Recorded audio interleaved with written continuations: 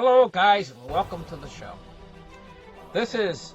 Today is November 5th, 2018, a Monday, and we're going to talk about oil a little bit, and we're also going to talk about gold and how things might move in the gold and oil markets, gold and silver and the oil markets. And we're going to get right into the markets after that, but thank you for tuning into the show, and a big welcome here, and here's what I wanted to say about oil. At this moment in time, Trump does not want the oil price to go too low. And the enemies of the United States are driving the oil price down. You've got Iran. They would like to drive it down even further. Iran would like to add their oil supply into an already a little bit of an oversupply of oil right now. Because the reason why it's oversupplied is there's a very, very set amount of oil that's used each and every single day. All the countries of Earth use an exact certain amount of oil every day. That's just and they need that supply that comes in. Now, if you oversupply just slightly, you don't have to oversupply by much, just a little bit, the price of oil gets more oil than they're buying is on the market then. There's a little bit more than they're buying. There's a surplus laying around. And so that affects the price downwards very quickly. It doesn't take much. You don't have to produce much more than they're using every day to do that. This is why it's so easy to manipulate the oil price upwards or downwards. If there's not quite enough oil to supply the world every day, then they're oil hungry and they need more oil and they're off because they're not getting quite enough. The price skyrockets. And so the world uses a lot of oil every day. I forget what the exact amount is. I think it's like 31 million barrels or something a day or something like that. It's a lot of oil. But if you supply that exact amount, then the price stays stable. If you oversupply ever so slightly, the price goes up drastically, and if you undersupply ever so slightly, the price goes up if you undersupply, and if you oversupply, the price drops. So it's a very touchy mechanism. Do you notice how after this journalist's death, and the United States was coming in with a certain tone to Saudi Arabia? The tone was sanctions or whatever. They didn't do it. They didn't give Saudi Arabia sanctions, but the tone, they have an overtone, a certain overtone. Saudi Arabia has increased production of oil. That's what they have done. They have increased production of oil. Now, we're also looking at China, and we're looking at Russia. Russia's pumping as hard as they possibly can. They're a big enemy in the United States. Iran would like to get in there and help the enemies of the United States and throw their oil in the mix too. But the thing about it is this all drives the price of oil down. That is not what Donald Trump wants right now, and that's not what the United States wants, because the world is leaning right now toward a deflationary event happening. And in a deflationary event, everything slows down in the world. That's the tendency. And so they don't need quite as much oil as they needed before because everything's slowing down, right? Well, if you flood the market with oil at that particular point in time, the oil price is going to be a no-brainer. It's going to drop, okay? If the oil price drops, that means your dollar can buy more oil. That means the dollar is going to go up in value. That's the last thing Donald Trump wants right now, with the Fed removing $50 billion a month from the system, which already has a tendency to make the dollar go up in value. You get oil prices dropping, has a tendency to, that's the last thing the Federal Reserve and Donald Trump wants. They want to keep the dollar weak right now. They want the dollar to be inflation. They don't want deflation coming because that'll spoil the whole pot. But it looks like that the enemies of the United States, that's exactly what they want right now.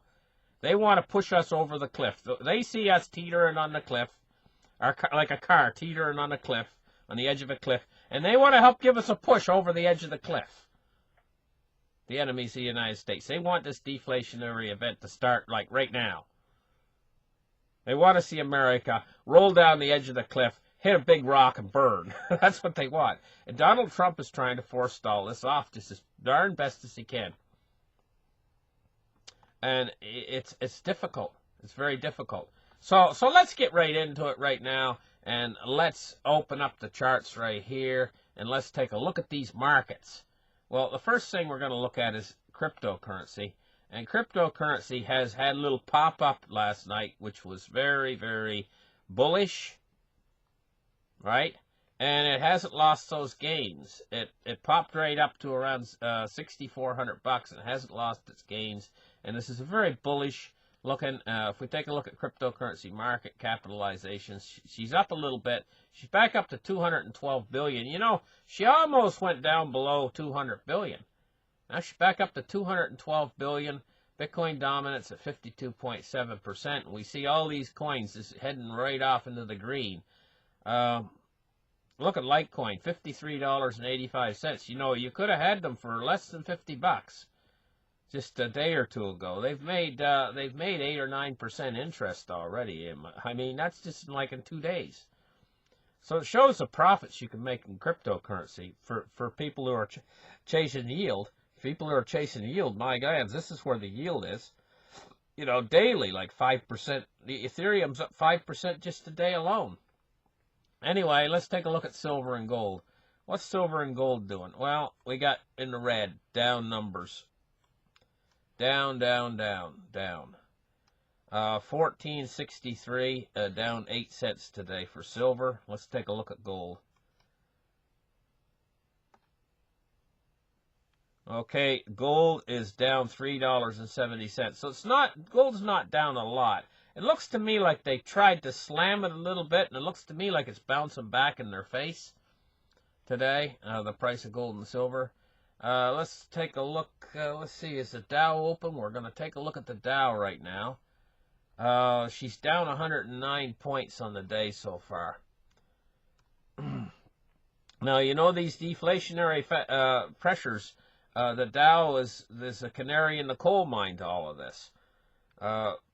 If you get the deflation coming in, the Dow's tendency is going to be down, down, down, you know, and actually crash. That's what deflation can actually do to the deflationary pressures. Once they become manifest, once the whole world can see that we're not playing around, that this is actually true deflation coming in, and all of this BS that they've been giving us about how we've got inflation and everything looks good, job numbers are great, jobs, there's all kinds of jobs, and all this kind of baloney, you know, is manifested.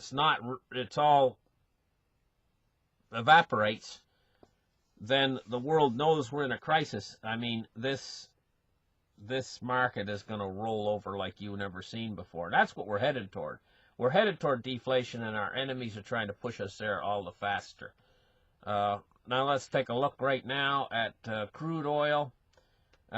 She's up 40 cents on the day, but this is not what our enemies are trying to do. Our enemies are trying to drive the price of crude oil down.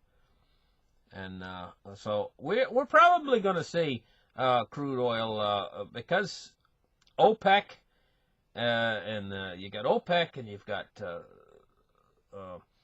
got Russia. Russia pumps an awful lot of crude. Oh my goodness. And Russia's pumping it full steam ahead right now. By gosh, Iran would love to get in there and help her buddies. You know, they'd love to help Russia and pump that oil in there to the market. But they've been cut off. Let's take a look at bonds and rates today. Bonds and rates. We're looking at falling bond yields today, but they're not. It's not big time. It's fell a little bit. It's the U.S. 10 years at 3.191%. Now the mark I've given it is 3.25 for the real trouble. And of course, you got to understand that the way this Treasury market moves is it moves like a saw blade. You'll have a day when it goes up a little bit, and then the next day it falls back a little bit, and then up a little bit, and then fall back a little bit. But it's still zigzagging its way upwards, even though we've had a day where it's fell off just a little bit. Let's take a look at. Well, let's take a little closer look at these bond yields first before we go off of here. We can see that they're all moving up downwards. The yields are all falling all the way across the board. The biggest fall is in the higher, the longer end. It's the shorter end didn't move very much at all. So that in particular is not exactly indicative of a flattening yield curve. Now, I'm not so worried about a flattening yield curve because I think the long end is going to keep up.